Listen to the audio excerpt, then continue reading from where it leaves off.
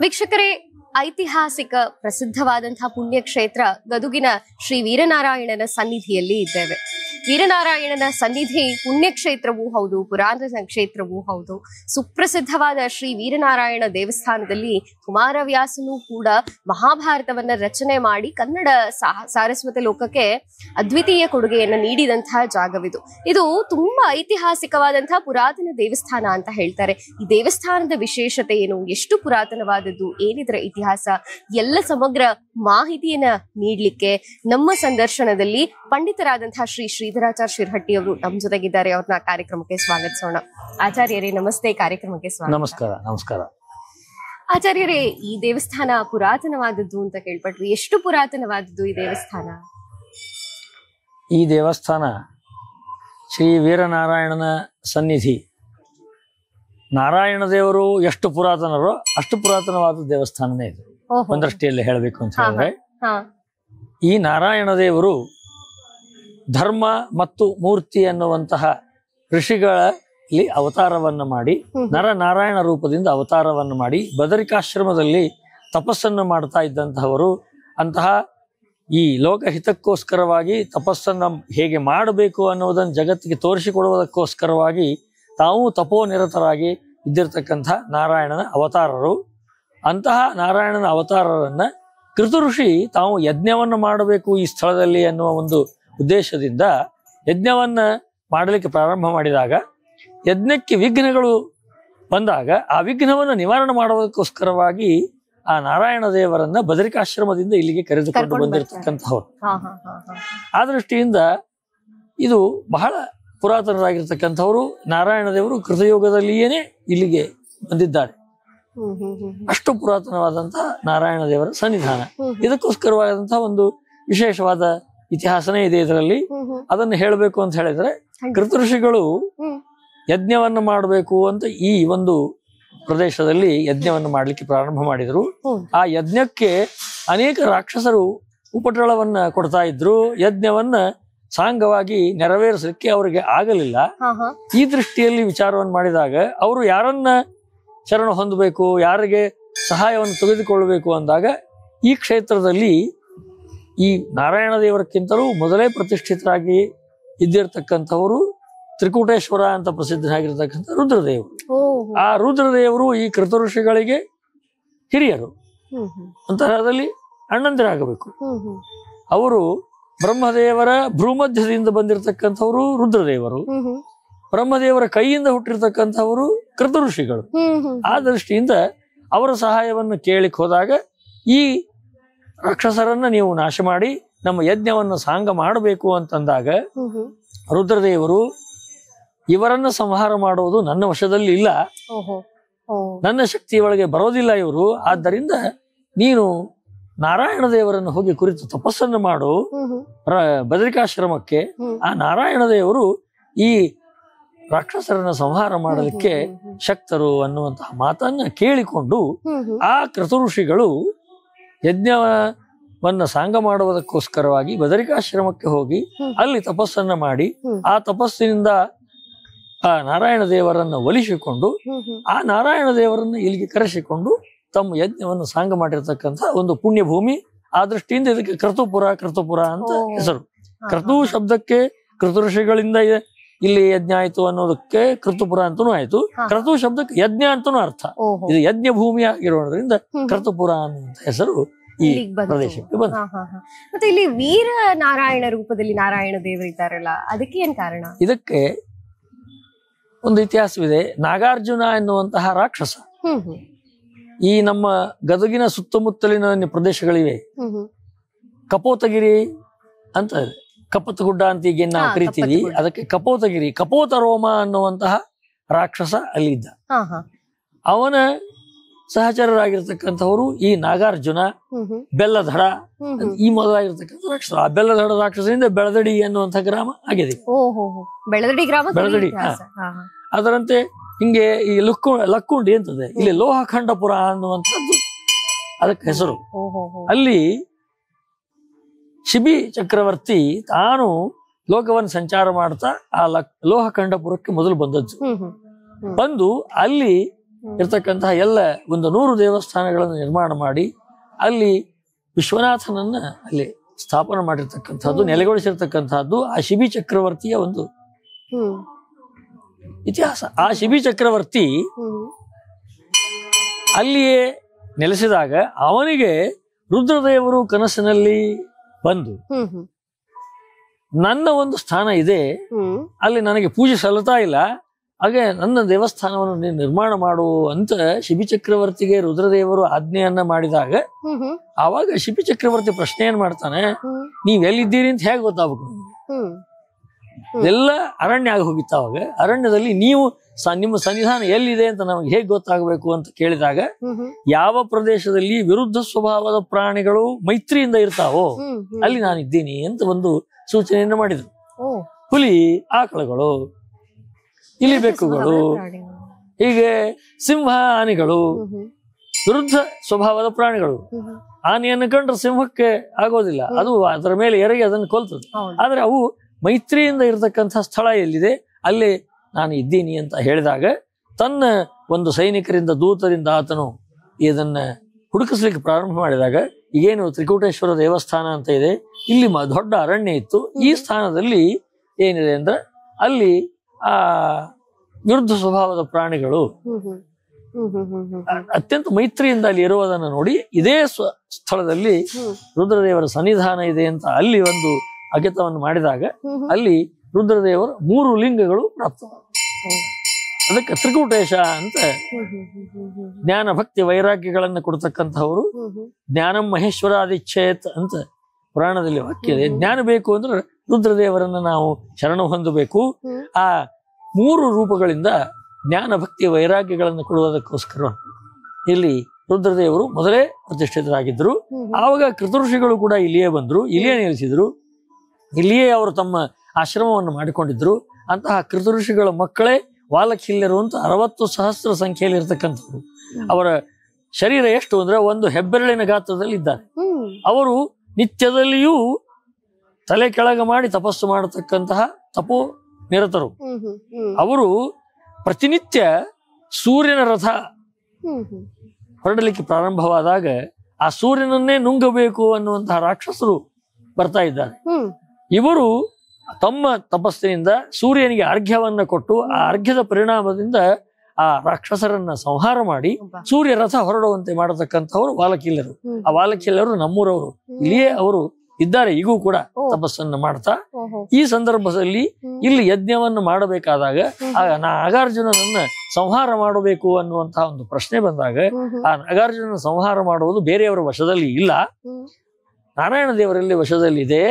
ಆದ್ದರಿಂದ ಅವನನ್ನು ತಪಸ್ಸು ಮಾಡಿ ಒಲಿಸಿಕೋ ಅಂತ ರುದ್ರದೇವರು ಆದೇಶವನ್ನ ಕೊಟ್ಟಾಗ ಆ ನಾಗಾರ್ಜುನ ಏನಾಗಿತ್ತು ಅಂದ್ರೆ ಅವನು ಬ್ರಹ್ಮದೇವರನ್ನು ಕುರಿತು ತಪಸ್ಸನ್ನ ಮಾಡಿ ಬ್ರಹ್ಮದೇವರನ್ನು ಸಾಕ್ಷಾತ್ಕಾರ ಮಾಡಿಕೊಂಡು ತನಗೆ ಮರಣವೇ ಆಗಬಾರದು, ತಾನು ಅಜರಾಮರನಾಗಿರ್ಬೇಕು ಅಂತ ಕೇಳಿಕೊಂಡಾಗ ಬ್ರಹ್ಮದೇವರು ಹಾಗೆಲ್ಲ ಆಗೋದಿಲ್ಲ, ಜಾತಸ್ಯ ಹಿ ಧ್ರುವೋ ಮೃತ್ಯು, ಹುಟ್ಟಿದವನು ಒಂದು ದಿವಸ ಮರಣವನ್ನು ಹೊಂದಬೇಕು, ಆದರೆ ನಿನಗೆ ಯಾವ ರೀತಿ ಮರಣ ಬೇಕು, ಎಲ್ಲಿ ಮರಣ ಬೇಕು ಅದನ್ನು ಕೇಳಿಕೋ ಅಂತ ಹೇಳಿದಾಗ ಅವನು ಬಹಳ ವಿಚಾರವನ್ನು ಮಾಡಿ ನನಗೆ ಬಂದರೆ ಬ್ರಾಹ್ಮಣರು ನನ್ನನ್ನ ಮಲ್ಲ ಯುದ್ಧದಿಂದ ಕೊಲ್ಲಲಿ, ಅಲ್ಲಿ ನನಗೆ ಮರಣ ಬರಲಿ, ಮಲ್ಲ ಯುದ್ಧದಿಂದ ಕೊಲ್ಲಲಿ, ಯಾವುದೇ ಆಯುಧ ಮತ್ತು ಯಾವುದೇ ಇದರಿಂದ ಬೇಡ, ಬ್ರಾಹ್ಮಣರು ನನ್ನನ್ನೇ ಸೆಣಸಾಡಬೇಕು, ಕೊಲ್ಲಲಿಕ್ಕೆ ಸಾಧ್ಯ ಇಲ್ಲ. ಬ್ರಾಹ್ಮಣರು ದುರ್ಬಲರು, ಅವರು ಒಂದು ವೇಳೆ ನನ್ನನ್ನು ಕೊಲ್ಲಲಿಕ್ಕೆ ಬಂದ್ರೆ ಅವರನ್ನು ನಿಭಾಯಿಸುವ ಸಾಮರ್ಥ್ಯ ನನಗಿದೆ, ಅವರನ್ನು ನಾನು ಕೊಂದು ಹಾಕ್ತೀನಿ, ಅರ್ಥಾತ್ ನನಗೆ ಮರಣವೇ ಬರೋದಿಲ್ಲ ಅನ್ನುವಂತಹ ಒಂದು ತನ್ನ ಅಂತ ವಿಶ್ವಾಸ ಅವನಿಗೆ. ಆ ವಿಶ್ವಾಸದಿಂದ ಅವನು ಬ್ರಹ್ಮದೇವರಿಗೆ ಬ್ರಾಹ್ಮಣರಿಂದ ಅವರು ನನ್ನ ಜೊತೆಗೆ ಬಾಹು ಯುದ್ಧದಿಂದ ಕೊಂದರೆ ಕೊಲ್ಲಲಿ ಅಂತ ಕೇಳಿಕೊಂಡ. ತಥಾಸ್ತು ಅಂತ ಅವರು ವರವನ್ನು ಕೊಟ್ಟಿದ್ದಾರೆ. ಆ ವರದ ಪ್ರಕಾರಕವಾಗಿ ಅವನನ್ನ ಕೊಲ್ಲಲಿಕ್ಕೆ ನಮಗಾಗೋದಿಲ್ಲ, ಆದ್ದರಿಂದ ನೀನು ನಾರಾಯಣ ದೇವರನ್ನ ನೀನು ಶರಣ ಹೋಗುವಂತ ರುದ್ರದೇವರು ಹೇಳಿದ ಪ್ರಕಾರ ಅವನು ಬದರಿಕಾಶ್ರಮಕ್ಕೆ ಹೋಗಿ ತಪಸ್ಸನ್ನ ಮಾಡಿ ಅವರನ್ನು ಒಲಿಸಿಕೊಂಡು ಆಗ ಪರಮಾತ್ಮ ಅವರಿಗೆ ಆಶ್ವಾಸನೆಯನ್ನು ಕೊಡ್ತಾನೆ, ನೀನು ಹೋಗು, ಯಜ್ಞವನ್ನು ಪ್ರಾರಂಭ ಮಾಡು, ನಿನಗೇನಾದ್ರೂ ಆಪತ್ತು ಬಂದ್ರೆ ನಾನು ಬಂದು ನಿನ್ನ ಸಂರಕ್ಷಣೆ ಮಾಡ್ತೀನಿ ಅಂತ ಹೇಳಿದಾಗ ಮತ್ತೆ ಬಂದು ರುದ್ರದೇವರನ್ನ ಕೇಳಿಕೊಂಡ್ರು ಕೃತಋಷಿಗಳು. ಯಜ್ಞ ಮಾಡೋದು ಅಂದ್ರೆ ಸುಮ್ಮನೆ ಸಾಮಾನ್ಯನೇ ಅದು. ಹೀಗೆ ನಾವು ಯಜ್ಞ ಮಾಡ್ತೀನಿ, ಅದಕ್ಕೆ ನೀವು ನಮಗೆ ಇದನ್ನ ಮಾಡಬೇಕು. ಬಂದ ಜನರುಗಳಿಗೆ ನಾನು ಊಟಕ್ಕೆ ಹಾಕ್ಬೇಕಲ್ಲ. ಎಲ್ಲ ಜನರುಗಳು ಬರ್ತಾರ, ದೇವತಾ ಪರಿವಾರ, ದೇವತೆಗಳು, ಯಕ್ಷರು, ರಾಕ್ಷಸರು, ಕಿನ್ನರರು, ಕಿಂಪುರುಷರು, ವಿದ್ಯಾಧರರು, ಹೀಗೆ ಅಪ್ಸರರು ಎಲ್ಲರೂ ಬರ್ತಾರೆ, ಗಂಧರ್ವರು, ಅವ್ರಿಗೆಲ್ಲ ಮತ್ತ ಮನುಷ್ಯರು, ಬ್ರಾಹ್ಮಣರು, ಕ್ಷತ್ರಿಯರು, ವೈಶ್ಯರು, ಶೂದ್ರರು ಎಲ್ಲರೂ ಬರ್ತಾರೆ, ಪ್ರಾಣಿಗಳು ಬರ್ತಾರೆ. ಅವರಿಗೆ ಊಟಕ್ಕೆ ಹಾಕ್ಬೇಕಲ್ಲ. ನನ್ನ ಸಾಮರ್ಥ್ಯ ಅಲ್ಲದು, ನಾನು ಯಜ್ಞವನ್ನೇನೋ ಪ್ರಾರಂಭ ಮಾಡ್ತೀನಿ, ಅದಕ್ಕೆ ನೀವು ವ್ಯವಸ್ಥೆಯನ್ನು ಮಾಡಬೇಕು ಅಂತ ಮತ್ತೆ ರುದ್ರದೇವರನ್ನ ಕೇಳಿಕೊಂಡಾಗ ಆ ರುದ್ರದೇವರು ನೀನೇನೋ ಅದಕ್ಕೆ ಒಂದು ಆತಂಕವನ್ನು ಪಡಬೇಡ, ನಾನು ಅದರ ವ್ಯವಸ್ಥೆಯನ್ನು ಮಾಡ್ತೀನಿ ಅಂತ ರುದ್ರದೇವರು ತಾವೇ ಸ್ವತಃ ಆ ಅಡುಗೆ ಮನೆಯ ಜವಾಬ್ದಾರಿ, ಕೋಟಿಖೋಲಿ ಜವಾಬ್ದಾರಿಯನ್ನು ತಗೊಂಡು ಅವರೇ ಇಲ್ಲಿಯೇ ನಮ್ಮ ಸುತ್ತಲಿನ ಪ್ರದೇಶದಲ್ಲಿ ಅಣ್ಣಿಗೇರಿ ಅಂತ ಕರಿತೀವಿ ನಾವು, ಅದಕ್ಕೆ ಅನ್ನಗಿರಿ ಅಂತ ಹೆಸರು ಪುರಾಣದಲ್ಲಿ ಇರ್ತಕ್ಕಂಥದ್ದು. ಅಲ್ಲಿ ಗಿರಿಪ್ರಾಯದೊಳಗೆ ಒಂದೊಂದು ದೊಡ್ಡ ದೊಡ್ಡ ಬೆಟ್ಟದಂತೆ ಅನ್ನವನ್ನು ಒಟ್ಟಿ ಅಷ್ಟು ಅಡಿಗೆಯನ್ನು ತಯಾರು ಮಾಡಿದ್ರು. ಈಗಲೂ ಕೂಡ ಅಣ್ಣಿಗೇರಿಯಲ್ಲಿ ಮೊಳಕಾಲ್ ಮಠ ಎಣ್ಣೆ ಅಂತ ಒಂದು ನಮಗ್ ನಾಡಿನ ಒಂದು ಗಾದೆ ಮಾತು. ಅಣ್ಣಿಗೇರಿಯೊಳಗೆ ಯಾವತ್ತೂ ಬರ ಇಲ್ಲ. ಮಳೆ ಬರದೇ ಹೋದ್ರೂ ಕೂಡ ಅಣ್ಣಿಗೇರಿ ಜನರಿಗೆ ಉಣ್ಣಲಿಕ್ಕೆ ಅನ್ನ ಇಲ್ಲ ಅಂತ ಎಂದೂ ಆಗಿಲ್ಲ. ಯಾಕೆ ಅಂತ ಹೇಳಿದ್ರೆ ಅಲ್ಲಿ ರುದ್ರದೇವರ ಸನ್ನಿಧಾನದ ಅಮೃತೇಶ್ವರ ಅಂತ ಅವ್ರನ್ನ ಕರೀತಾರೆ. ಇವತ್ತಿಗೂ ನೀವು ಅಲ್ಲಿ ಹೋಗಿ ನೋಡಿದ್ರೆ ಅಮೃತದ ಲಿಂಗವನ್ನು ನೋಡಿದ್ರೆ ಅಮೃತದ ಧಾರೆ ಬರ್ತದೆ ಅನ್ನೋ ಅಷ್ಟು ಸುಂದರವಾಗಿರ್ತಕ್ಕಂಥ ಒಂದು ಸನ್ನಿಧಾನ ಅಣ್ಣಿಗೇರಿಯಲ್ಲಿ ಇದೆ. ಆ ದೃಷ್ಟಿಯಿಂದ ಈ ನಮ್ಮ ಗದಗಿನ ಸುತ್ತಮುತ್ತಲೂ ಸುಮಾರು ಒಂದು 100 ಮೈಲು ಎಲ್ಲ ದೇವರ ಸನ್ನಿಧಾನಗಳೇ. ಈ ನಾರಾಯಣನು ಬಹುರೂಪಗಳಿಂದ ಇಲ್ಲಿ ಇದ್ದಾನೆ. ಲಕ್ಷ್ಮೀನಾರಾಯಣ, ವೀರನಾರಾಯಣ, ಯೋಗಿ ನಾರಾಯಣ ಅಂತ ಈ ರೀತಿಯಾಗಿರ್ತಕ್ಕಂತಹ ಸನ್ನಿಧಾನಗಳು ಇಲ್ಲಿ ವಿಶೇಷವಾಗಿ. ಆಗ ಅವರ ಕೃತಋಷಿಗಳ ಪ್ರಾರ್ಥನೆಯಂತೆ ಮಹಾಯಜ್ಞವನ್ನ ಇಲ್ಲಿ ಪ್ರಾರಂಭ ಮಾಡಿದರು. ಇಡೀ ಯಜ್ಞ ಭೂಮಿ, ಈ ಯಜ್ಞ ಭೂಮಿಯಲ್ಲಿ ಯಜ್ಞವನ್ನು ಪ್ರಾರಂಭ ಮಾಡಿದಾಗ ಯಥಾಪ್ರಕಾರಕವಾಗಿ ಅನೇಕ ಶ್ರೋತ್ರಿಯರು, ಬ್ರಾಹ್ಮಣರುಗಳು ಬಂದಿದ್ರು. ಆ ಬ್ರಾಹ್ಮಣರ ಮಧ್ಯದಲ್ಲಿ ಏನೇ ನರನಾರಾಯಣ ರೂಪಿಯಾಗಿರ್ತಕ್ಕಂಥ ಧರ್ಮ ಋಷಿಯ ಮಗನಾಗಿರ್ತಕ್ಕ ಬ್ರಾಹ್ಮಣ ರೂಪದಿಂದ ತಪಸ್ಸನ್ನ ಮಾಡತಕ್ಕಂಥ ನಾರಾಯಣನೂ ಇಲ್ಲಿ ಬಂದಿದ್ದ. ಆಗ ಆ ಯಜ್ಞವನ್ನ ಕೆಡಿಸಬೇಕು ಅಂತ ಬಂದಿರತಕ್ಕಂತಹ ನಾಗಾರ್ಜುನನನ್ನ ಆತನ ಜೊತೆಗೆ ಮಲ್ಲ ಯುದ್ಧದಿಂದ ಅವನನ್ನು ಕೊಂದು ಹಾಕಿದ್ದಾನೆ ನಮ್ಮ ನಾರಾಯಣ. ಆಗ ಈ ಸೇರಿರ್ತಕ್ಕಂಥ ಎಲ್ಲರೂ ವೀರ ವೀರ ಅಂತ ಈ ರೀತಿಯಾಗಿ ಘೋಷಣೆಯನ್ನು ಮಾಡಿದ್ರು. ಆ ದೃಷ್ಟಿಯಿಂದ ವೀರನಾರಾಯಣ ಅಂತ ಇಲ್ಲಿಯೇ ಆ ಕೃತಋಷಿಗಳ ಪ್ರಾರ್ಥನೆಯಂತೆ ಸನ್ನಿಧಾನವನ್ನು ಇಟ್ಟು ಇಲ್ಲಿ ಬಂದಿರತಕ್ಕಂತಹ ಸಕಲ ಸಜ್ಜನರಿಗೆ, ಸದ್ಭಕ್ತರಿಗೆ ಯಾವಾಗಲೂ ಒಂದು ಆಶ್ರಯ, ಅನುಗ್ರಹವನ್ನು ಮಾಡತಕ್ಕಂತಹ ಒಂದು ಪರಮ ದಿವ್ಯ ಮೂರ್ತಿ ನಮ್ಮ ವೀರನಾರಾಯಣ. ಇದು ಪೌರಾಣಿಕವಾದಂತಹ ಇತಿಹಾಸದಲ್ಲಿ ಬಂದಿದೆ. ಆನಂತರದಲ್ಲಿ ಮುಂದೆ ಮುಂದೆ ಬಂದಿರತಕ್ಕಂತಹ ಐತಿಹಾಸಿಕ ವಿಷಯಗಳಲ್ಲಿ ಅನೇಕ ರಾಜರುಗಳು ಇಲ್ಲಿ ದೇವಸ್ಥಾನಗಳನ್ನು ನಿರ್ಮಾಣ ಮಾಡಿ, ಹೊಯ್ಸಳರು, ಚಾಲುಕ್ಯರು, ಪಲ್ಲವರು, ಈ ರೀತಿಯಾಗಿರ್ತಕ್ಕಂತಹ ಅನೇಕ ರಾಜರುಗಳು ಇಲ್ಲಿ ಬಂದಿದ್ದಾರೆ, ಮೂರ್ತಿಗಳನ್ನು ಪ್ರತಿಷ್ಠಾಪನೆ ಮಾಡಿದ್ದಾರೆ. ಇಲ್ಲಿ ಅನೇಕ ರೀತಿಯಲ್ಲಿ ದೇವರ ಆರಾಧನೆ ನಡೀತದೆ. ಅಷ್ಟೇ ಅಲ್ಲ, ಈ ವೀರನಾರಾಯಣನ ಒಂದು ಪಾದದಿಂದ ನಮ್ಮ ಹಿರಿಯರು ಕೂಡ ನೋಡಿದ್ದಾರೆ. ನಿತ್ಯ ಎಷ್ಟು ಸ್ವಚ್ಛವಾಗಿ ಒರೆಸಿದ್ರು ಕೂಡ ನೀರಿನ ಧಾರೆ ಅಲ್ಲಿ ಬರ್ತಾ ಇದೆ. ಪಾದದಲ್ಲಿ ನೀರಿನ ಧಾರೆ, ಅಲ್ಲಿ ಅದರಲ್ಲಿ ಸಣ್ಣ ಸಣ್ಣ ಶಂಖಗಳು. ನಾರಾಯಣನ ಪಾದದಿಂದ ಗಂಗೆ ಹುಟ್ಟಿ ಬಂದಿದ್ದಾಳೆ, ಅದೇ ಗಂಗೆ ಇಲ್ಲಿ ಹರಿಯುತ್ತಾ ಇದ್ಲು. ಅಷ್ಟೇ ಅಲ್ಲ, ಇಲ್ಲಿ ಮೊದಲು ನಿರ್ಜನವಾಗಿರ್ತಕ್ಕಂಥ ಏಕಾಂತ ಪ್ರದೇಶ ಆಗಿತ್ತು. ಈಗ ಎಲ್ಲ ಇಲ್ಲಿಯ ವಾತಾವರಣ ಬೇರೆ ಆಗಿದೆ, ಕೆಟ್ಟು ಹೋಗಿದೆ. ಆ ದೃಷ್ಟಿಯಿಂದ ಹೇಳ್ಬೇಕು ಅಂದ್ರೆ ಇಷ್ಟು ಜನಸಂಪರ್ಕ ಇರಲಿಲ್ಲ. ಅವಾಗ ನಸುಕಿನ ವೇಳೆಯಲ್ಲಿ, ಉಷಃಕಾಲದಲ್ಲಿ ದೇವತೆಗಳು ಇಲ್ಲಿ ಬಂದು ನಾರಾಯಣನ ಸೇವೆಯನ್ನ ಮಾಡ್ತಾ ಇದ್ರು. ಅವರ ಅಪ್ಸರಾಸ್ತ್ರೀಯರುಗಳು, ದೇವತೆಗಳು ಬಂದಿರತಕ್ಕಂಥ ಅವರ ಕಾಲಿನ ಗೆಜ್ಜೆಗಳ ಸದ್ದು ಕೂಡ ಇಲ್ಲಿ ಕೇಳಿಸ್ತಿತ್ತು. ನಮ್ಮ ಹಿರಿಯರಿಗೆ ಅದರ ಅನುಭವ ಸಾಕಷ್ಟಿದೆ. ಯಾವಾಗ ಹೆಚ್ಚಿನ ಜನಸಂಪರ್ಕ, ಗದ್ದಲ, ಗೋಜು ಆದಾಗ ದೇವರ ಸನ್ನಿಧಾನ ಕಡಿಮೆ ಆಗ್ತದೆ, ಅವರ ಮಹಿಮೆ ನಮಗೆ ತಿಳಿಯಲಾರದಂತೆ ಆಗ್ತದೆ. ಈಗಿನ ನಮ್ಮ ಈ ಗದಗಿನ ವೀರನಾರಾಯಣ ಅರ್ಚಕರು ಇದ್ದಾರಲ್ಲ, ಅವರೇ ನೋಡ್ಯಾರ ಈ ಪಾದದ ಎಲ್ಲ ಒಂದು ನೀರಿನ ಧಾರ ಬರ್ತಾ ಇದ್ದದ್ದು. ಅಷ್ಟು ಪರಮ ಪವಿತ್ರವಾಗಿರ್ತಕ್ಕಂಥ ಕ್ಷೇತ್ರ. ಇಲ್ಲಿಯೇ ಇದೇ ಕ್ಷೇತ್ರದಲ್ಲಿ ಏನೇ ಕುಮಾರವ್ಯಾಸನು ಕೂಡ ಇಲ್ಲಿ ಬಂದು ಗದಗಿನ ಭಾರತವನ್ನು ಬರೆದು ವ್ಯಾಸ ಭಾರತವನ್ನು ಕನ್ನಡೀಕರಣಗೊಳಿಸಿ ಅವರಿಂದ ಪೂರ್ಣಾನುಗ್ರಹೀತನಾಗಿ ಇಲ್ಲಿ, ಇದು ಜನಪ್ರಿಯವಾಗಿರ್ತಕ್ಕಂಥ ಮಾತು. ಇದರ ಬಗ್ಗೆ ಹೆಚ್ಚು ಹೇಳುವುದಕ್ಕಿಂತ ಎಲ್ಲರಿಗೂ ಇದು ಸ್ಫುಟ ವಿದಿತವಾಗಿರ್ತಕ್ಕಂಥ ಕುಮಾರವ್ಯಾಸನ ಒಂದು ಸೇವೆ ಗೊತ್ತಿದೆ. ಅದರ ಜೊತೆಗೆ ಇನ್ನೊಂದು ಹೇಳಬೇಕಾದದ್ದಂದ್ರೆ, ಇಲ್ಲಿ ವೀರನಾರಾಯಣನ ಸನ್ನಿಧಾನ ಬರುವಕ್ಕಿಂತಲೂ ಮುಂಚೆ ಇದು ನರಸಿಂಹ ಕ್ಷೇತ್ರವಾಗಿತ್ತು. ಇದು ನರಸಿಂಹ ಕ್ಷೇತ್ರ. ಆದ್ರಿಂದ ನರಸಿಂಹದೇವರು ಮೊದಲೇ ಇಲ್ಲಿ ನಿವಾಸವನ್ನು ಮಾಡಿದ್ರು. ಅಂದ್ರೆ ಕ್ಷೇತ್ರ ಪಾಲಕರು ನರಸಿಂಹದೇವರೇ, ನರಸಿಂಹ ಕ್ಷೇತ್ರನೇ ಇದು. ಆಗ ಏನಾಯ್ತು ಅಂದ್ರೆ ನರಸಿಂಹದೇವರಿಗೂ ನಾರಾಯಣ ದೇವರಿಗೂ ಒಂದು ಸಂವಾದ ಏರ್ಪಡ್ತು. ಹೌದು, ನೀನೆಲ್ಲ ವೈಭವದಿಂದ ಇಲ್ಲಿ ಬಂದು ನಿನ್ನ ವೈಭವ ಜಾಸ್ತಿ ಆಯ್ತು, ನರಸಿಂಹದೇವರು ಬೇರೆ ಅಲ್ಲ, ನಾರಾಯಣ ದೇವರು ಬೇರೆ ಅಲ್ಲ, ಇದೊಂದು ಒಂದು ಮೋಹಕವಾಗಿರ್ತಕ್ಕಂಥ ಒಂದು ಸಂಭಾಷಣೆ. ನಿನಗೆ ಎಲ್ಲ ಸೇವೆಗಳು ನಡೀತಾ ಇವೆ, ನನ್ನನ್ನು ಯಾರು ಮಾತನಾಡಿಸೋರು ಇಲ್ಲ, ನನಗೆ ಯಾವುದೇ ಸೇವೆಗಳು ಸಿಕ್ಕೋದಿಲ್ಲಲ್ಲ ಅಂತ ಅವರವರ ಸಂಭಾಷಣೆ ಆದಾಗ ನಾರಾಯಣ ದೇವರು ನರಸಿಂಹದೇವರ ಜೊತೆಗೆ ಒಂದು ಒಪ್ಪಂದೋ ಕರಾರೋ ಸುಮ್ಮನೆ ಒಂದು ನಾಟಕ ಜಗತ್ತಿಗೆ ಎರಡೂ ಒಂದೇ ರೂಪಗಳೇ. ಅವರು ಏನ್ ಹೇಳಿದ್ರು ಅಂದ್ರೆ ಇಲ್ಲಿ ಬರ್ತಕ್ಕಂತಹ ಒಂದು ಈ ರೀತಿಯಾದಂತಹ ಒಂದು ಪದ್ಧತಿ ಇಲ್ಲಿ ಬರಲಿ, ಇಲ್ಲಿ ಈ ದೇವಸ್ಥಾನಕ್ಕೆ ಬಂದವರು ಮೊದಲು ನರಸಿಂಹದೇವರ ದರ್ಶನವನ್ನು ಮಾಡಿಕೊಳ್ಳೋದು. ಇದು ಮಹಾದ್ವಾರದಿಂದ ಒಂದು ಪ್ರದಕ್ಷಿಣಾಕಾರವಾಗಿ ಬರ್ತಾ ಇಲ್ಲಿ ನರಸಿಂಹದೇವರ ದರ್ಶನ ಮೊದಲು, ಆಮೇಲೆ ಪ್ರದಕ್ಷಿಣೆಯಿಂದ ನಾರಾಯಣ ದೇವರ ದರ್ಶನ.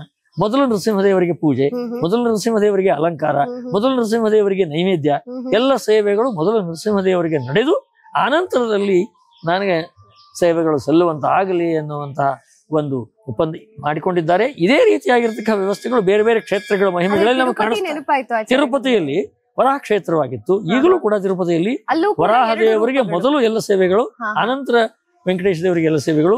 ಇದರಂತೆಯೇ ಕಾಗಿನೆಲೆಯಲ್ಲಿಯೂ ಕೂಡ ಇದೆ. ಕಾಗಿನೆಯಲ್ಲಿ ಆದಿಕೇಶವನ ಪೂಜೆ ಆನಂತರ, ಅದಕ್ಕಿಂತ ಮೊದಲು ಅಲ್ಲಿಯೂ ನರಸಿಂಹದೇವರ ದೇವಸ್ಥಾನ ಇದೆ. ನರಸಿಂಹದೇವರಿಗೆ ಎಲ್ಲ ಸೇವೆಗಳು ನಡೆದ ಮೇಲೆ ಆದಿಕೇಶವನಿಗೆ ನಡೀತಕ್ಕಂಥ ಪರಂಪರೆ ಇವತ್ತಿಗೂ ಮೊದಲು ನರಸಿಂಹದೇವರಿಗೆ, ಈಗಲೂ ಕೂಡ ಮೊದಲಿಗೆ ನರಸಿಂಹದೇವರ ದರ್ಶನ, ಮೊದಲ ನರಸಿಂಹದೇವರಿಗೆ ಅಭಿಷೇಕ ಪೂಜೆಗಳು, ಆನಂತರದಲ್ಲಿ ನಾರಾಯಣ ದೇವರಿಗೆ ಪೂಜೆಗಳು, ಸಮರ್ಪಣೆನೂ ಕೂಡ ಮೊದಲು ನರಸಿಂಹದೇವರಿಗೆ, ಆನಂತರ ನಾರಾಯಣ ದೇವರಿಗೆ. ನಾರಾಯಣ ದೇವರ ರೂಪ ಅಂದ್ರೆ ಒಂದು ಕೈಯಲ್ಲಿ ಗದೆಯನ್ನ ಹಿಡ್ಕೊಂಡಿದ್ದಾರೆ, ಮತ್ತೊಂದು ಕೈಯಲ್ಲಿ ಚಂಡಿದೆ. ಇದರದ ವೈಶಿಷ್ಟ್ಯ ಏನು ಆಚಾರ್ಯ? ಅಂದ್ರೆ ದೇವರಿಗೆ 24 ಕೇಶವಾದ 24 ರೂಪಗಳಿವೆ. ಸರಿ.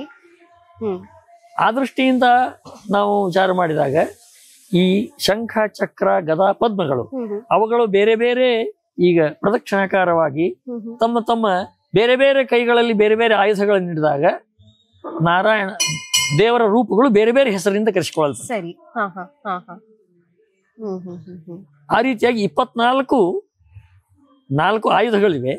4ರ 24 ಸಂಯೋಜನೆಗಳಿಂದ ಬೇರೆ ಬೇರೆ ಕೇಶವ, ನಾರಾಯಣ, ಮಾಧವ, ಗೋವಿಂದ ಇಲ್ಲಿಂದ ಹಿಡಿದು ಹರಿ ಕೃಷ್ಣನವರೆಗೆ 24 ರೂಪಗಳು ಆಯುಧಗಳ ಬೇರೆ ಬೇರೆ ಸ್ಥಾನಗಳಿಂದ ಅದರ ಒಂದು ನಿರ್ಣಯ ಆಗ್ತದೆ.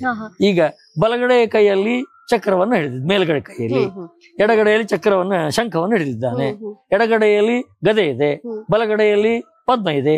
ಈ ರೀತಿಯಾದ ಆದ್ರೆ ನಮ್ಮ ಈ ದೇವರ ಒಂದು ಇದರಲ್ಲಿ ಬಲಗಡೆ ಚಕ್ರ, ಎಡಗಡೆ ಮೇಲ್ಕೈಯಲ್ಲಿ ಶಂಖ, ಎಡಗಡೆಯ ಕೈಯಲ್ಲಿ ಒಂದು ಪದ್ಮ ಇದೆ, ಕೈಯನ್ನು ಹಿಂಗೆ ಪದ್ಮ ಹಿಡ್ಕೊಂಡಿದೆ, ಬಲಗಡೆ ಕೈಯಲ್ಲಿ ಗದೆ ಇದೆ. ಈ ರೀತಿಯಾದಂತಹ ಒಂದು ರೂಪಗಳು ಇಲ್ಲಿ ಇದೆ. ಅದು ಈ ನಾರಾಯಣನ ಬೇರೆ ಬೇರೆ ರೂಪಗಳ ಲಕ್ಷಣಗಳಲ್ಲಿ ಈ ರೀತಿಯಾಗಿರೋದ್ರಿಂದ ನಾರಾಯಣನ ರೂಪ.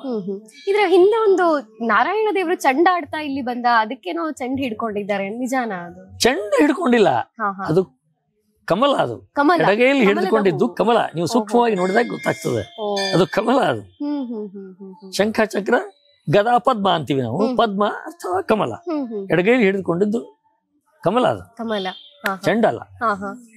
ಇಲ್ಲಿ ಪೂಜಾ ವಿಧಾನಗಳು ಯಾವ ರೀತಿ? ಇಲ್ಲಿ ಪೂಜಾ ವಿಧಾನಗಳು ನಮ್ಮ ಮಾಧ್ವ ಸಂಪ್ರದಾಯದಂತೆ ಎಲ್ಲ ಪೂಜಾ ವಿಧಾನಗಳು ನಡೀತವೆ. ಮಾಧ್ವ ಸಂಪ್ರದಾಯದಲ್ಲಿ ಹರಿಯು ಸರ್ವೋತ್ತಮ, ವಾಯು ಜೀವೋತ್ತಮ, ಅದರಂತೆ ತಂತ್ರಸಾರ ಎನ್ನುವಂತಹ ಗ್ರಂಥವನ್ನು ಶ್ರೀಮದಾಚಾರ್ಯರು ಪೂಜಾ ವಿಧಾನಗಳನ್ನು ಹೇಗೆ ಮಾಡಬೇಕು ಅನ್ನೋ ವಿಷಯದಲ್ಲಿ ಬರೆದುಕೊಟ್ಟಿದ್ದಾರೆ.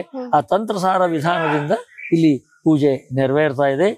ಬಹುಶಃ ಮುಖ್ಯ ಪ್ರಸಿದ್ಧ ಕ್ಷೇತ್ರಗಳಲ್ಲಿ ತಂತ್ರಸಾರೋಕ್ತವಾದ ವಿಧಾನದಿಂದ ಪೂಜೆಗಳು ನೆರವೇರ್ತಕ್ಕಂಥ ಕ್ಷೇತ್ರ ಅಂದ್ರೆ ನಮ್ಮ ಗದಗು, ಕೃತಪುರ ಅಂತ ಹೇಳ್ಬೋದು. ಈ ನಮ್ಮ ವೀರನಾರಾಯಣ ಎಲ್ಲ ದೇವರ ರೂಪಗಳು ಇಲ್ಲಿ ಇವೆ. ಈ ಒಂದು ಕೃತಪುರ ಮಹಾತ್ಮೆ ಅನ್ನುವಂಥದ್ದು ಒಂದು ಭವಿಷ್ಯೋತ್ತರ ಪುರಾಣದಲ್ಲಿ ಒಂದು ಇದಕ್ಕೋಸ್ಕರವಾಗಿ ಅಧ್ಯಾಯಗಟ್ಟಲೆ ಒಂದು ಇತಿಹಾಸನೇ ಇದೆ, ಕೃತಪುರ ಮಹಾತ್ಮೆ ಅಂತ.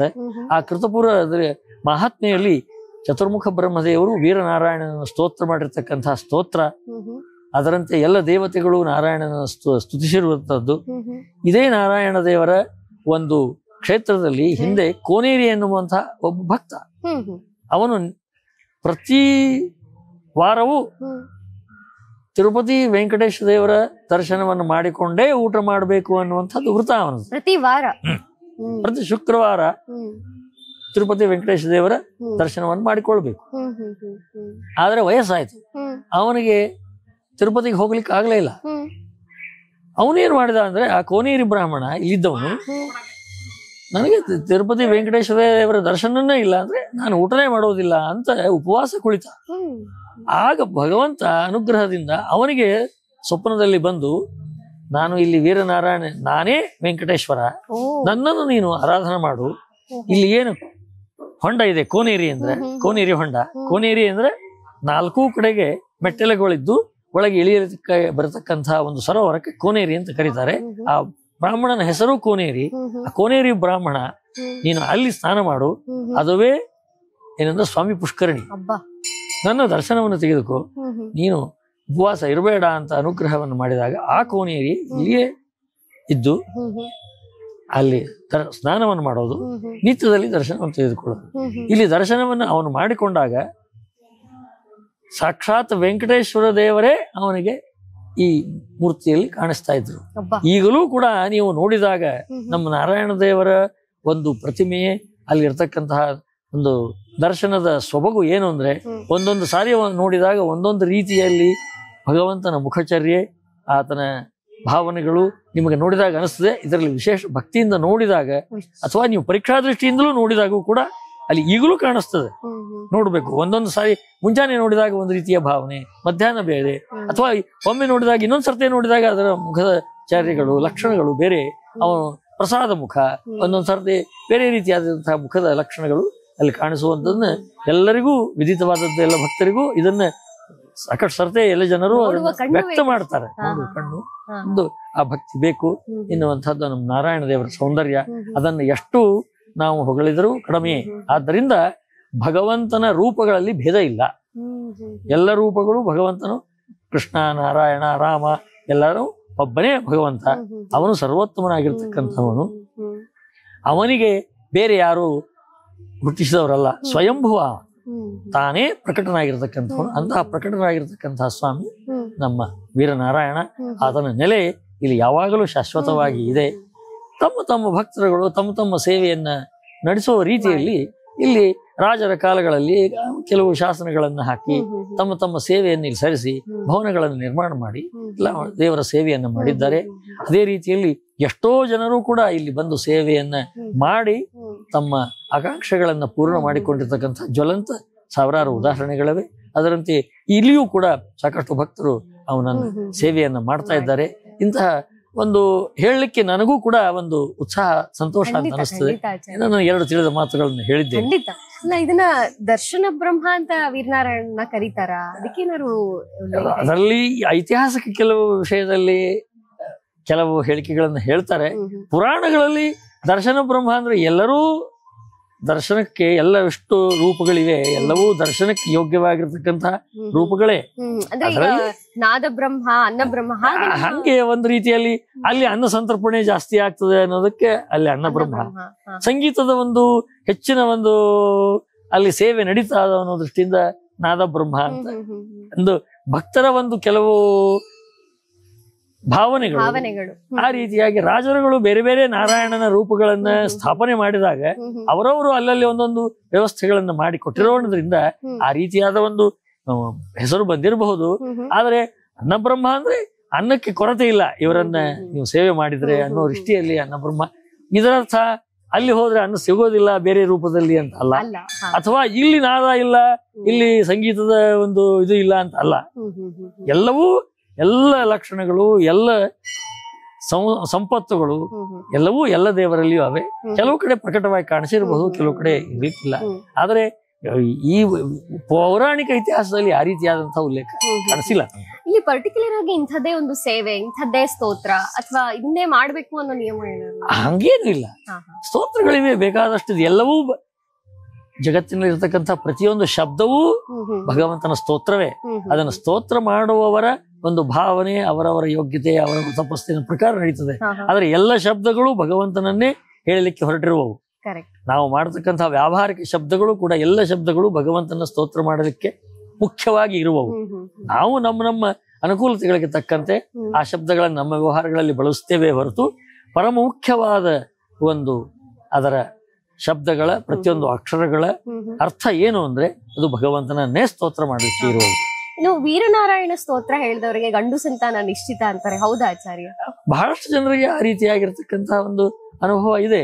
ಅವರವರ ಯೋಗ್ಯತೆ, ಅವರವರ ಪುಣ್ಯ, ಅದರ ಮೇಲೆ ಭಗವಂತನ ಫಲ ಕೊಡತಕ್ಕಂತಹ ಒಂದು ಇದೆ. ಎಲ್ಲರಿಗೂ ಒಂದೇ ಫಲ ಸಿಗ್ತದೆ ಅಂತಲ್ಲ, ನಾವು ಮಾಡಿರ್ತಕ್ಕಂತಹ ಕರ್ಮಗಳಿಗೆ ಯೋಗ್ಯವಾಗಿರ್ತಕ್ಕಂತಹ ಫಲವನ್ನ ಭಗವಂತ ಕೊಡ್ತಾನೆ. ಆದ್ರೆ ಬಹಳಷ್ಟು ಜನ ಇಲ್ಲಿ ಸೇವೆಯನ್ನು ಮಾಡಿರ್ತಕ್ಕಂಥವ್ರು ಪುತ್ರ ಸಂತಾನವನ್ನ ಪಡೆದುಕೊಂಡ ಉದಾಹರಣೆಗಳು ಸಾಕಷ್ಟಿವೆ. ಇದೇ ಒಂದು ಕ್ಷೇತ್ರದಲ್ಲಿ ಎದುರುಗಡೆ ರುದ್ರದೇವರ ದೇವಸ್ಥಾನವನ್ನು ನಾವು ಕಾಣಬಹುದು. ಜನಮೇಜಯ ರಾಜ ಸರ್ಪಯಾಗ ಮಾಡಿದ ಸ್ಥಳ ಅಂತ ಹೇಳಿ, ಅಂದ್ರೆ ಆ ನಂತರದಲ್ಲಿ ಕೃತಋಷಿಗಳು ಬಹಳ ಜನಮೇಜಯನಕ್ಕಿಂತಲೂ ಮೊದಲಿನವರು. ಆಮೇಲೆ ಜನಮೇಜಯನು ಯಾವ ಉದಾಹರಣೆಗಳವ, ಆದ್ರೆ ಕೆಲವರು ಈ ಜನಮೇಜಯ ಬೇರೆ ಕಡೆನೂ ಮಾಡಿದ್ದಾನೆ, ಬೇರೆ ಕ್ಷೇತ್ರಗಳನ್ನು ಹೇಳಿದ್ದಾರೆ, ಇಲ್ಲಿಯೂ ಸರ್ಪಯಾಗ ಮಾಡಿದ್ದ ಅಂತ ಕೆಲವು ಇವ ಐತಿಹಾಸಿಕಗಳು. ಆದ್ರೆ ಇದರ ಬಗ್ಗೆ ಉಲ್ಲೇಖ ಜನಮೇಜಯ ಸರ್ಪಯಾಗವನ್ನು ಇಲ್ಲೇ ಮಾಡಿದ್ದ ಅನ್ನುವಂತಹ ರೀತಿಯಲ್ಲಿ ಬಹುಶಃ ಹಂಗ ಕಾಣಿಸಿಲ್ಲ. ಇನ್ನು ರಾಯರು ಯಾವಾಗ ಬಂದ್ರು? ರಾಯರ ಸನ್ನಿಧಾನವನ್ನು ರಾಯರು ತಾವು ಜೀವಿತರಾಗಿದ್ದಾಗೆ ಈ ಹತ್ತಿರದಲ್ಲಿಯೇ ಕೀಟಗಿರಿ ಅನ್ನುವಂಥದ್ದು ರಾಯರ ಇತಿಹಾಸದಲ್ಲಿ ಕಾಣ್ಬೋದು. ಅದೇ ಸಂದರ್ಭದಲ್ಲಿ ಎಲ್ಲರೂ ಇಲ್ಲಿ ನಾರಾಯಣ ಕ್ಷೇತ್ರ, ನಾರಾಯಣನ ದರ್ಶನವನ್ನು ಮಾಡಿಕೊಳ್ಳುವುದಕ್ಕೋಸ್ಕರವಾಗಿ ನಾರಾಯಣನ ಭಕ್ತರಾಗಿರ್ತಕ್ಕಂಥವ್ರು ಎಲ್ಲರೂ ಇಲ್ಲಿ ಭೇಟಿಯನ್ನು ಕೊಟ್ಟಿದ್ದಾರೆ. ಅದೇ ರೀತಿ ರಾಘವೇಂದ್ರ ಸ್ವಾಮಿಗಳು ಕೂಡ ಈ ಕ್ಷೇತ್ರಕ್ಕೆ ತಾವೇ ಸ್ವತಃ ಜೀವಿತರಾಗಿದ್ದಾಗೆ ಇಲ್ಲಿ ಬಂದು ನಾರಾಯಣನ ಸೇವೆಯನ್ನ, ನೃಸಿಂಹದೇವರ ಸೇವೆಯನ್ನ ಅವರು ಮಾಡಿದ್ದಾರೆ. ಈ ನೃಸಿಂಹದೇವರನ್ನ ದರ್ಶನ ಮಾಡಿಕೊಂಡು ಆ ರಾಘವೇಂದ್ರ ಸ್ವಾಮಿಗಳವರ ಪೂರ್ವ ಅವತಾರವೇ ಪ್ರಹ್ಲಾದರಾಜರು. ಪ್ರಹ್ಲಾದರಾಜರು ನಾರಾಯಣ ದೇವರ ನರಸಿಂಹದೇವರನ್ನು ಒಲಿಸಿಕೊಂಡವರು. ಈ ನರಸಿಂಹದೇವರ ಸನ್ನಿಧಾನವನ್ನು ನೋಡಿ ಅವರು ಆವಾಗಲೇ ಬಂದಾಗಲೇ ಇಲ್ಲಿ ತಮ್ಮ ಸನ್ನಿಧಾನ ಆಗಬೇಕು ಅನ್ನುವಂಥ ಸೂಚನೆಯನ್ನು ಕೊಟ್ಟಿದ್ರು. ಆದ್ರಿಂದ ನಮ್ಮ ಹಿರಿಯರು ನರಸಿಂಹದೇವರ ಎದುರುಗಡೆಗೇನೆ ಈ ರಾಯರ ಬೃಂದಾವನವನ್ನು ಪ್ರತಿಷ್ಠಾಪನೆ ಮಾಡಿದ್ದಾರೆ. ಹೌದು, ರಾಯರೇ ಸೂಚಿಸಿದ್ದು. ಅದೇ ಪ್ರಕಾರವಾಗಿ ರಾಯರ ಭಕ್ತರಾಗಿರ್ತಕ್ಕಂಥವರು ಅಪ್ಪ ಅವರು ಅಂತ ಇದ್ರು. ಅಪ್ಪ ಅವರು ಇಬ್ರಹಂ ಕೃಷ್ಣಾಚಾರ್ಯರು ಅಂತ, ಅವರ ಶಿಷ್ಯರಾಗಿರ್ತಕ್ಕಂಥವರು ಯೋಗಿ ನಾರಾಯಣಾಚಾರ್ಯರು. ಯೋಗಿ ನಾರಾಯಣಾಚಾರ್ಯರೇ ತಾವೇ ಸ್ವತಃ ಈ ವೃಂದಾವನವನ್ನ ಕಟ್ಟೆದು ನಿರ್ಮಿಸಿ ತಾವೇ ಅಲ್ಲಿ ಮಂತ್ರಾಲಯದ ಮೂಲ ವೃತ್ತಿಕೆಯನ್ನು ತೆಗೆದುಕೊಂಡು ಬಂದು ಬಹಳ ಪುರಾತನವಾಗಿರ್ತಕ್ಕಂತಹ ವೃಂದಾವನ ಇದು. ಇದನ್ನ ಪ್ರತಿಷ್ಠಾಪನೆ ಮಾಡಿದ್ದಾರೆ. ನರಸಿಂಹದೇವರ ಎದುರುಗಡೆಯೇನೆ ನಾರಾಯಣನ ಇದು ರಾಯರ ಒಂದು ಸನ್ನಿಧಾನ. ಅದು ರಾಯರ ಇಚ್ಛೆಯಂತೆಯೇ ಈಗ ಅದು ಆಗಿದ್ದಾಗಿದೆ. ಅದೇ ರೀತಿಯಾಗಿ ರಾಯರು ಇಲ್ಲಿಗೆ ಬಂದಾಗಲೇನೆ ಈ ಇಲ್ಲಿಯ ದ್ವಾರಪಾಲಕರನ್ನ ತಮ್ಮ ಅರ್ಚಕರನ್ನಾಗಿ ನೇಮಿಸಿಕೊಂಡಿರ್ತಕ್ಕಂಥದ್ದು. ಇವತ್ತಿಗೂ ವೃಂದಾವನದಲ್ಲಿ ಮಂತ್ರಾಲಯದಲ್ಲಿ ಮೂಲ ವೃಂದಾವನದ ಏನು ಅರ್ಚನೆಯನ್ನು ಮಾಡ್ತಾ ಇದ್ದಾರೆ ಅರ್ಚಕರು, ಈ ನಮ್ಮ ಗದುಗಿನ ವೀರನಾರಾಯಣ ದ್ವಾರಪಾಲಕ ಮನೆ ತಂದವರೇ. ಇದು ಒಂದು ನಮ್ಮ ಗದುಗಿನ ಸೌಭಾಗ್ಯ ಅಂತ ಹೇಳ್ಬೋದು. ಅದೇ ರೀತಿಯಾಗಿ ಅವಾಗ ಇಲ್ಲಿ ಬಂದಾಗ ಅನೇಕರಿಗೆ ರಾಯರು ಸ್ವತಃ ಅವರಿಗೆ ಅನುಗ್ರಹವನ್ನು ಮಾಡಿ ತಮ್ಮ ಶಿಷ್ಯರನ್ನು ಮಾಡಿಕೊಂಡು ಗದುಗಿನ ಶಾನುಭೋಗರು, ಗದುಗಿನ ಮುಜುಮ್ದಾರರನ್ನ ಅವರು ತಮ್ಮ ಶಿಷ್ಯರನ್ನಾಗಿ ಮಾಡಿಕೊಂಡು ಇವತ್ತಿಗೂ ಅವರು ರಾಯರ ಶಿಷ್ಯರಾಗಿದ್ದಾರೆ. ಅದು ನಮ್ಮ ಗದುಗಿನ ಒಂದು ಸೌಭಾಗ್ಯ ಅಂತಾನೆ ಹೇಳಬೇಕು. ಅದೇ ರೀತಿಯಾಗಿ ಪುರಂದರದಾಸರು ಕೂಡ ಈ ನಮ್ಮ ವ್ಯಾಸರಾಜರು, ಪುರಂದರದಾಸ ವ್ಯಾಸರಾಯರ ಕಾಲದಲ್ಲಿ ಇದ್ದವರು. ಅದೇ ವ್ಯಾಸರಾಯರು ರಾಯರ ಹಿಂದಿನ ಅವತಾರರು. ಅವರು ಕೂಡ ಇಲ್ಲಿ ಬಂದು ಸಾಕ್ಷಾತ್ತಾಗಿ ನಾರಾಯಣನ ದರ್ಶನವನ್ನು ಮಾಡಿ ನಾರಾಯಣನ ಮೇಲೆ ಪುರಂದರದಾಸರು ಕೀರ್ತನೆಯನ್ನ ಮಾಡಿದ್ದು ನಮಗೆಲ್ಲ ಉಪಲಬ್ಧವಿದೆ. ಹೌದಾ? ಅಂದ್ರೆ ವ್ಯಾಸರಾಜರು ಇಲ್ಲಿ ಬಂದಿದ್ರೆ ವ್ಯಾಸರಾಜರು ಬಂದಿರಬಹುದು, ಅದರ ಬಗ್ಗೆ ನಿಶ್ಚಿತವಾದ ಉಲ್ಲೇಖವಿಲ್ಲ. ಪುರಂದರದಾಸರು ಬಂದಾರೆ, ಪುರಂದರದಾಸರು ಇಲ್ಲಿ ಬಂದು ಕೀರ್ತನೆಯನ್ನ ಮಾಡಿದ್ದಾರೆ. ಅದೇ ರೀತಿ ಅನೇಕ ಭಕ್ತರುಗಳು ಬಂದಾರೆ. ಅದೇ ರೀತಿ ಈ ನರಸಿಂಹ ದೇವರ ಸನ್ನಿಧಾನ ಇರೋದ್ರಿಂದ ಈ ತೀರ್ಥಕ್ಕೆ ನರಸಿಂಹ ತೀರ್ಥ ಅಂತ ಇದೆ. ಅರ್ಚಕರು ನಿತ್ಯವೂ ಅಲ್ಲಿ ಸ್ನಾನವನ್ನು ಮಾಡಿ ಈಗ ನರಸಿಂಹ ತೀರ್ಥದ ಇತಿಹಾಸವನ್ನ ಕುಮಾರವ್ಯಾಸ ತನ್ನ ಇದರಲ್ಲಿ ಹೇಳಿಕೊಂಡಿದ್ದಾನೆ. ಆ ಕುಮಾರವ್ಯಾಸನು ನರಸಿಂಹ ತೀರ್ಥದಲ್ಲಿ ಸ್ನಾನ ಮಾಡಿ ಒದ್ದೆ ಬಟ್ಟೆಯಿಂದಲೇನೆ ನಾರಾಯಣ ದೇವರ ಮುಂದೆ ಕುಳಿತುಕೊಂಡು ಏನು ಒಂದು ಕಾವ್ಯವನ್ನ ರಚನೆ ಮಾಡ್ತಿದ್ದೋ ಆ ಒದ್ದೆ ಒಣಗುವವರೆಗೆ ಮಾತ್ರ, ಮತ್ತೆ ಮರುದಿವಸ ಒದ್ದೆಯಿಂದಲೇನೆ ಈ ರೀತಿಯಾಗಿರ್ತಕ್ಕಂಥ ಒದ್ದೆಯಿಂದಲೇ ರಚಿಸಿರ್ತಕ್ಕಂಥ ಒಂದು ಕಾವ್ಯ ಕುಮಾರವ್ಯಾಸ ಭಾರತ ಅನ್ನುವಂಥದ್ದು ಪ್ರತೀತಿ. ಇನ್ನು ಪಂಚನಾರಾಯಣ ಕ್ಷೇತ್ರಗಳಲ್ಲಿ ಇದು ಒಂದು ಅಂತಾರಲ್ಲ, ಯಾಕೆ? ಪಂಚನಾರಾಯಣ 5 ವಿಜಯನಾರಾಯಣ, ವೀರನಾರಾಯಣ, ಆನಂತರದಲ್ಲಿ ಮೇಲುಕೋಟೆಯಲ್ಲಿ ಒಂದು ಚೆಲುವು ನಾರಾಯಣ, ಹೀಗೆ ಇದೆ. ಅದರಲ್ಲಿ ಅಂದ್ರೆ ಹೊಯ್ಸಳ ರಾಜರು ವಿಷ್ಣುವರ್ಧನ, ವಿಶೇಷವಾಗಿ ಶಾಂತಲಾ ವಿಷ್ಣುವರ್ಧನರು ಏನಿದ್ರು ಅವರು ಈ ಮೂರ್ತಿಗಳನ್ನ ಎಲ್ಲ ಕಡೆಗೆ ಪ್ರತಿಷ್ಠಾಪಿಸಿ ಇಲ್ಲಿ ಒಂದು ರಾಮಾನುಜರ ಶಿಷ್ಯರಾಗಿದ್ರು ಅವರು ಮೊದಲು. ಆ ನಂತರ ಮಧ್ವ ಪರಂಪರೆಯಲ್ಲಿಯೂ ಅವರು ವಿಶ್ವಾಸವನ್ನ ಇಟ್ಟುಕೊಂಡು ಮಧ್ವರ ಅದೇ ರೀತಿಯ ಶಾಂತಲಾ ಮತ್ತು ವಿಷ್ಣುವರ್ಧನರು ಈ ಮೂರ್ತಿಗಳನ್ನ ಪ್ರತಿಷ್ಠಾಪನೆ ಮಾಡಿ ಇಲ್ಲಿ ಪೂಜಾ ವ್ಯವಸ್ಥೆಗಳನ್ನು ಮಾಡಿ ಅಗ್ರಹಾರಗಳನ್ನು ನಿರ್ಮಾಣ ಮಾಡಿ ಇಲ್ಲಿ ನಡೆಯತಕ್ಕ ಸೇವೆಗಳ ವ್ಯವಸ್ಥೆಯನ್ನ ಅವರು ಮಾಡಿದ್ದಾರೆ ಅನ್ನುವಂಥದ್ದು ಇತ್ತೀಚಿನ ಇತಿಹಾಸಗಳಲ್ಲಿ ಬಂದಿರತಕ್ಕಂತಹ ವಿಷಯಗಳು. ಆದ್ರಿಂದ ಪಂಚನಾರಾಯಣ ಮೂರ್ತಿಯಲ್ಲಿ ಇದು ಒಂದು ಅನ್ನುವಂಥದ್ದು. ಇನ್ನು ಪಡೆಯದಂಗೆ ಆಚಾರ್ಯ ಹೇಳಿ. ಇದು ಪೌರಾಣಿಕ ಇತಿಹಾಸ. ನಮಗೆ ನಾನು ಹೇಳಿದ್ದು ಪೌರಾಣಿಕ ವಿಷಯಗಳಲ್ಲಿ ನಾನು ಹೇಳಿದ್ದು, ಐತಿಹಾಸಿಕವಾಗಿ ಕೆಲವು ಬೇರೆ ಬೇರೆ. ಆದ್ರೆ ಆ ರೀತಿಯಾಗಿ ನಮಗೆ ನಿಷ್ಕೃಷ್ಟವಾಗಿರ್ತಕ್ಕಂತಹ ಕೆಲವು ಸಾಹಿತ್ಯಗಳು ಇಲ್ಲ. ಕೆಲವೇನು ಶಾಸನಗಳನ್ನೇ ನೋಡಿ ಅದರ ಮೇಲೆ ಶಾಸನಗಳಿಂದ ಕೆಲವುಗಳನ್ನು ಬರೆದು ಕೆಲವು ಕೃತಿಗಳನ್ನು ಮಾಡಿದ್ದಾರೆ. ಅದರಲ್ಲಿ ಇತ್ತೀಚಿನ ಐತಿಹಾಸಿಕ ವಿಷಯಗಳು ಇಲ್ಲಿ ದೊರೆಯಬಹುದು. ಆಚಾರ್ಯ, ಇದೊಂದು ನನ್ನ ವೈಯಕ್ತಿಕ ಪ್ರಶ್ನೆ. ಈಗ ಕೃತಯುಗ ಮೂರ್ತಿ ನಮ್ಮ ವೀರನಾರಾಯಣ ಅಂತ ಹೇಳ್ತಾರೆ. ಕೃತಯುಗದಲ್ಲಿ ಬಂದು ನೆಲೆ ನಿಂತಿದ್ದೇ ಆದ್ರೆ ಅಂದ್ರೆ ಇದೇ ಕಲ್ಲ ಈ ಮೂರ್ತಿಯನ್ನ ಕೆತ್ತಿರ್ತಾರ ಅಥವಾ ವೀರನಾರಾಯಣನೇ ಶಿಲೆ ಆಗ್ಬಿಡ್ತಾನ, ಹೇಗಿರುತ್ತೆ? ಹಾಗಿಲ್ಲ. ಇದು ಅವು ಕಾಲದಲ್ಲಿ ಏನಾದ್ರೂ ಇದಾಗಿರಬಹುದು. ಆದ್ರೆ ಸ್ವಯಂಭೂ ವಿಗ್ರಹ ಅನ್ನುವಂತಹ ಪ್ರತೀತಿ ಅದ ಇಲ್ಲಿ. ಈ ವಿಗ್ರಹದಲ್ಲಿ ತಾನೇ ನೆಲೆಸಿದ್ದಾನೆ ಸ್ವಯಂಭೂ. ಹಾಗೆ ಮೊಡವು ಮೂಡಿ ಬೇರೆ ರೀತಿಯ ರೂಪಗಳಾಗ್ತವೆ. ಹಾಗೆ ನಾರಾಯಣನ ಮೂರ್ತಿ ಆಗಿರಬಹುದು. ಅದೇ ರೀತಿಯಲ್ಲಿ ವಿಷ್ಣುವರ್ಧನನೇ ಪ್ರತಿಷ್ಠಾಪನೆ ಮಾಡಿದ್ದಾನೆ ಅಂತೂ ಅಂತಾರೆ. ಆದ್ರೆ ಕಾಲಗತಿಗಳಲ್ಲಿ ಏನೇನು ಪರಿಣಾಮಗಳಾಗಿರ್ತಾವೆ ಅನ್ನೋದನ್ನ ಆಗಿನ ಕಾಲದ್ದು ಈಗ ಅದನ್ನ ಹೇಳಲಿಕ್ಕೆ ಆಗೋದಿಲ್ಲ. ಈಗ ನಾವು ನೋಡಿದ್ದಂತೇನೆ ಈಗ 50 ವರ್ಷದ ಹಿಂದೆ ಇದ್ದ ವೀರನಾರಾಯಣನ ದೇವಸ್ಥಾನ ಬೇರೆ ಬೇರೆ ರೂಪಗಳಲ್ಲಿ ಪರಿಣಾಮವನ್ನು ಹೊಂದಿದೆ. ಮೊದಲಿನ ರೂಪಗಳು ಈಗ ದೊರೆಯೋದಿಲ್ಲ. ಆ ರೀತಿಯಲ್ಲಿ ಏನಾದ್ರೂ ಪರಿಣಾಮಗಳಾಗಿರ್ಬಹುದು. ಆದ್ರೆ ನಾರಾಯಣನು ಸ್ವಯಂ ಆಗಿಯೇ ಇಲ್ಲಿ ನೆಲೆಗೊಂಡದ್ದು ಇದು ನಿಶ್ಚಿತ. ಅದರಲ್ಲಿ ಎರಡು ಮಾತಿಲ್ಲ. ಇದು ದೇವಸ್ಥಾನಕ್ಕೆ ಆಗಮಿಸುವಂತಹ ಭಕ್ತರಿಗೆ ಯಾವ ಮಾತುಗಳನ್ನು ಹೇಳಲಿಕ್ಕೆ ಇಷ್ಟಪಡ್ತೀವಿ? ಇನ್ನು ದೇವಸ್ಥಾನಕ್ಕೆ ಬಂದಿರತಕ್ಕಂತಹ ಭಕ್ತರು ಇಲ್ಲಿಯ ಒಂದು ಪಾವಿತ್ರ್ಯವನ್ನ ಕಾಯ್ದುಕೊಳ್ಳುವುದರಲ್ಲಿ ಹೆಚ್ಚು ಗಮನವನ್ನು ಹರಿಸಬೇಕು. ಅದರಂತೆ ಇಲ್ಲಿಯ ಏನು ಒಂದು ಅನೂಚಾನ ಪರಂಪರೆಯಿಂದ ಬಂದಿರತಕ್ಕಂಥ ದೈವಿಕ ಆಚರಣೆಗಳು, ದೈವಿಕ ಪದ್ಧತಿಗಳಿವೆ, ಅವುಗಳನ್ನ ಗೌರವಿಸಿ ಅದಕ್ಕೆ ಒಳಪಟ್ಟು ನಾರಾಯಣನ ಸೇವೆಯನ್ನ ಮಾಡಿದ್ದಾದ್ರೆ ನಿಶ್ಚಿತವಾಗಿಯೂ ಅವರ ಅಪೇಕ್ಷಿತ ಫಲ ಈಡೇರ್ತದೆ. ಅದರಲ್ಲಿ ಎರಡು ಮಾತಿಲ್ಲ ಅನ್ನುವಂಥ ಮಾತನ್ನ ಹೇಳಿ ಇಲ್ಲಿ ನಡೆಯತಕ್ಕಂತಹ ಪೂಜಾ ವಿಧಾನಗಳು, ವ್ಯವಸ್ಥೆಗಳು, ನಡೆಯತಕ್ಕ ಉತ್ಸವಗಳು, ಇವುಗಳು ಇಲ್ಲಿ ನಡೆಯತಕ್ಕಂತಹ ಒಂದು ಶುಚಿತ್ವ, ಅದರ ಬಗ್ಗೆ ಬಹಳ ಗಮನವನ್ನು ಕೊಡಬೇಕು. ಆ ದೃಷ್ಟಿಯಿಂದ ಈಗ ಬದಲಾದ ಒಂದು ಸಮಯದಲ್ಲಿ ಅನೇಕ ಬದಲಾವಣೆಗಳು ಇಲ್ಲಿ ಆಗಿವೆ. ನಾವು ಹೆಚ್ಚಿನ ಒಂದು ವೈಭವ ಅಥವಾ ಶೋಕಿ ಮಾಡ್ಲಿಕ್ಕೆ ಹೋದಾಗ ಅಲ್ಲಿ ಭಗವಂತನ ಸನ್ನಿಧಾನ ಕಡಿಮೆ ಆಗ್ತದೆ. ಈ ದೇವಸ್ಥಾನದ ಪರಿಸರದಲ್ಲಿ ವಾಹನಗಳನ್ನು ಓಡಾಡಿಸೋದು, ಇಲ್ಲಿಯೇ ಬಂದು ಸುಮ್ಮನೆ ಹರಟೆ ಹೊಡೆಯೋದು, ಇವೆಲ್ಲ ಯಾವ ದೇವಸ್ಥಾನದಲ್ಲಿಯೂ ಕೂಡ ಇದು ದೇವರ ಸನ್ನಿಧಾನಕ್ಕೆ ಒಂದು ಕಡಿಮೆ ಮಾಡುವಂತ ಒಂದು ಕೃತ್ಯ. ಆ ದೃಷ್ಟಿಯಲ್ಲಿ ಇಲ್ಲಿ ಒಂದು ಆಡಳಿತ ವ್ಯವಸ್ಥೆ ಆಗಲಿ, ಇಲ್ಲಿ ನಡೀತಕ್ಕಂಥದ್ದು ಎಷ್ಟೋ ದೇವಸ್ಥಾನಗಳಲ್ಲಿ ನೀವು ಹಳೆಯ ದೇವಸ್ಥಾನಗಳಲ್ಲಿ ನೋಡ್ತೀರಿ, ಅಲ್ಲಿ ಯಾರಿಗೂ ಪ್ರದೇಶಗಳಿಲ್ಲ. ಅಲ್ಲಿ ಯಾವುದೇ ರೀತಿಯಾದ ಈ ವಾಹನ ಸಂಚಾರ, ಜನಗಡ್ಡಟ್ಟಣೆ, ಸುಮ್ಮನೆ ಗದ್ದಲ ಇಂಥದನ್ನು ಮಾಡಲಾರದೇ ಇರುವಂತಹ ಕೆಲವು ವ್ಯವಸ್ಥೆಗಳಿವೆ. ಆ ದೃಷ್ಟಿಯಿಂದ ಯಾಕೆ ಅನೇಕ ಪ್ರಾಕಾರಗಳ ದೇವಸ್ಥಾನಗಳನ್ನು ನಿರ್ಮಾಣ ಮಾಡಿದ್ದಾರೆ. ಒಳ ಪ್ರಾಕಾರಗಳಿಗೆ ಬೇರೆಯವರಿಗೆ ಪ್ರವೇಶವೇ ಇಲ್ಲ. ಕೇವಲ ಅಲ್ಲಿ ಹೋಗುವುದು ನಮಸ್ಕಾರ ಸೇವೆಯನ್ನಷ್ಟಕ್ಕೋಸ್ಕರವಾಗಿ ಅಲ್ಲಿ ಬೇರೆ ಚರ್ಯಗಳಿಗೆ ಅನುಕೂಲತೆಗಳಿಲ್ಲ. ಆದರೆ ಈಗೆಲ್ಲ ಅವುಗಳು ನಮ್ಮ ಒಂದು ಹಿಡಿತದಲ್ಲಿ ಇಲ್ಲ.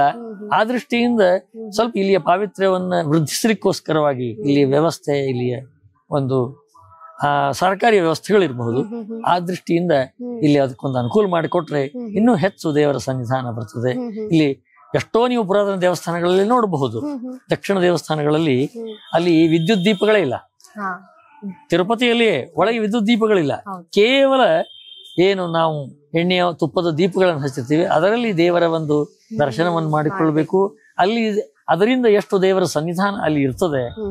ಅದು ಬೇಳೆ ಝಗಮಗ ಮಾಡಿದಾಗ ಅಥವಾ ವಿದ್ಯುತ್ ದೀಪಗಳು ಅಲಂಕಾರಗಳು ಮಾಡಿದಾಗ, ಹೆಚ್ಚಿನ ಜನಸಂದಣಿಯನ್ನು ಮಾಡಿದಾಗ ಅದು ಕಡಿಮೆ ಆಗ್ತದೆ. ಇದು ನಮಗೂ ಅನುಭವ ಇದೆ. ನಾವೇ ನಮ್ಮ ಮನೆಯಲ್ಲಿ ನಾವೇ ಒಬ್ಬರೇ ನಾವೇ ಏಕಾಂತದಲ್ಲಿ ಕುಳಿತುಕೊಂಡು ನಾವೇನೋ ಒಂದು ಆರಾಧನೆಯೋ ತಪಸ್ಸೋ ಯಾವುದೋ ಕೆಲಸವೇ ಇರಬಹುದು ನಮ್ದು. ಮಾಡುವಾಗ ಬೇರೆಯವರು ಬಂದರೆ ಅಥವಾ ಬೇರೆ ರೀತಿಯಿಂದ ಒಂದು ಅನಾನುಕೂಲತೆಗಳಾದಾಗ ನಮ್ಮ ಒಂದು ಕಾರ್ಯದಲ್ಲಿ ಹೇಗೆ ನಮಗೆ ಅಡಚಣೆ ಆಗ್ತದೋ ಅಷ್ಟು ದಕ್ಷತೆಯಿಂದ ನಾವು ಮಾಡ್ಲಿಕ್ಕೆ ಆಗೋದಿಲ್ಲವೋ ಅದೇ ರೀತಿಯಾಗಿ ಈ ದೇವರ ಸನ್ನಿಧಾನವು ಏಕಾಂತವಾಗಿರಬೇಕು. ಅಲ್ಲಿ ನಡೆಯುವಕ್ಕೆ ಒಂದು ಕೈಂಕರ್ಯಗಳು ಕೂಡ ಅತ್ಯಂತ ಏಕಾಗ್ರತೆಯಿಂದ ನಡೆಯಬೇಕು. ಅದಕ್ಕೆ ಅನುಕೂಲವಾಗುವಂತೆ ಇಲ್ಲಿ ವ್ಯವಸ್ಥೆಯನ್ನು ಮಾಡಿದ್ರೆ ಇನ್ನೂ ಬಹಳ ಸಂತೋಷ ಆಗ್ತದೆ ಅನ್ನುವಂಥ ಮಾತನ್ನು ಖಂಡಿತ ಆಚಾರ್ಯರೇ. ವೀರನಾರಾಯಣ ಪುರಾತನವಾದಂತಹ ದೇವಸ್ಥಾನದ ಬಗ್ಗೆ ಸಾಕಷ್ಟು ಮಾಹಿತಿಯನ್ನು ನಮ್ಮ ವೀಕ್ಷಕರಿಗೂ ತಿಳಿಸ್ಕೊಟ್ಟಿದ್ದೀರಿ. ಏನೋ ನನಗೆ ತಿಳಿದ 2 ಮಾತುಗಳನ್ನ ಹಿರಿಯರ ಅನುಗ್ರಹದಿಂದ ಅವರಿಂದ ನಾವು ಕೇಳಿ ತಿಳಿದುಕೊಂಡ ಮಾತುಗಳನ್ನು ಹೇಳಿದ್ದೇನೆ ಹೊರತು ಇದರಲ್ಲಿ ನನ್ನ ಹೆಚ್ಚುಗಾರಿಕೆ ಏನೂ ಇಲ್ಲ. ನಾನೇನಾದ್ರೂ ಹೇಳಿದ್ದು ಉತ್ತಮವಾದ ಸರಿಯಾದದ್ದು ಇದ್ರೆ ಅದರಿಂದ ಭಗವಂತ ಪ್ರೀತನಾಗಲಿ, ಅದರಲ್ಲಿ ಏನಾದರೂ ತಪ್ಪು ಇದ್ರೆ ಅದು ನನ್ನದು ಅಂತ ಹೇಳ್ತಾ 2 ಮಾತುಗಳು. ಧನ್ಯವಾದಗಳು ಆಚಾರ್ಯರು. ನಮಸ್ಕಾರ. ವೀಕ್ಷಕರೇ, ಪುರಾತನ ಐತಿಹಾಸಿಕ ದೇವಸ್ಥಾನ ವೀರನಾರಾಯಣ ದೇವಸ್ಥಾನದ ಬಗ್ಗೆ ಸಾಕಷ್ಟು ವಿಶೇಷ ವಿಚಾರಗಳನ್ನು ಆಚಾರ್ಯರು ತಿಳಿಸ್ಕೊಟ್ಟಿದ್ದಾರೆ. ಇದಾಗಿತ್ತು ಈ ಹೊತ್ತಿನ ವಿಶೇಷ. ನೋಡ್ತಾ ಇರಿ ಅಶ್ವಮಂದಿರ.